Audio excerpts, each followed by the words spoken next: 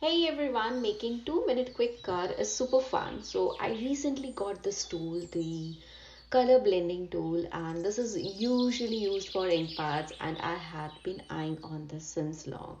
So I just thought of doing a quick review and make a quick 2 minutes card. So this is how the packaging was. I really loved it. I'll share the supply link in the video description box. You guys can check that.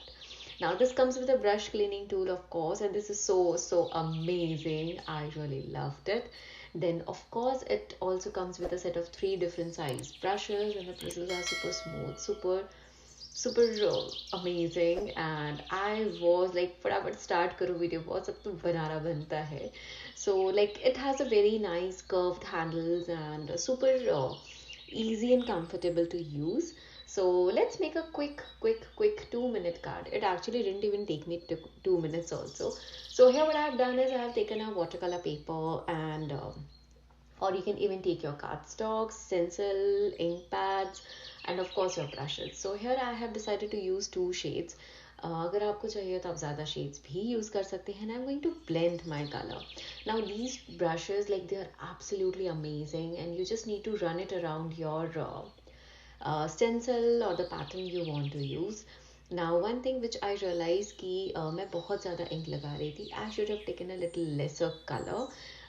Because of that I was having a bit of patches, but then later on I was able to blend it. So this was my first experience. Just in case if you guys want to see how it works out for you guys, try it out and then you will see.